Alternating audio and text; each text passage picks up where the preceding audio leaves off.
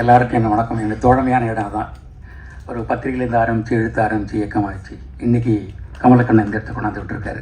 எனவே இங்கே இருக்கிற எல்லா பிரம்மாக்களுக்கும் என்னுடைய வணக்கம்.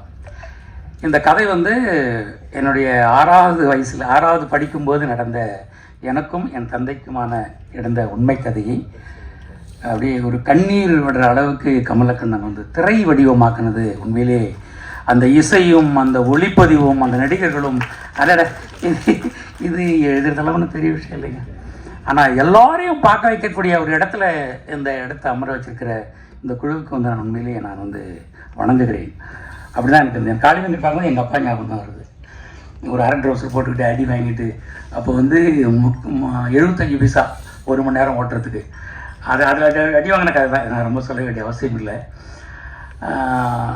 அது அக்கா விட்டு தான் போயிருந்தேன். அதே தான் இது ஒரு உதிரிப்புக்கள் சிற்றன்னை ஒரு சிறுகதையிலேருந்து எப்படி 2 மணி நேரம் படம் எடுக்க முடியும் அப்படின்னு ஒரு பெரிய ஆச்சரியம் இருந்தது.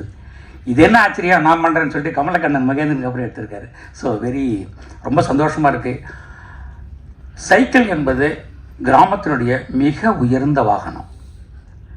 என்னுடைய பையன் வேளாங்கண்ணி ஸ்கூலில் படிக்கும்போது அவன் எனக்கு சைக்கிள் வந்து கேட்டான். நான் எங்கள் அப்பாட்ட சொல்லி அடி வாங்கினா இது அப்பயும் எனக்கு வருமே, இப்போயும் எனக்கு வருமே. நான் சென்னையில் இருந்த தகப்பன் வருமே. அப்போ என்ன பண்ணுன்னு தெரியாமல் கண்ணதாசன் வீட்டுக்கு எதிரில் இருந்த நடேசன் பார்க்கில் 20 ரூபா வச்சுருந்தேன். அதில் பேப்பர் வாங்கிட்டு பேனா வாங்கிட்டு உட்காந்து ஒரு 5 மணிக்கு உட்காந்து கதை எழுதினேன்.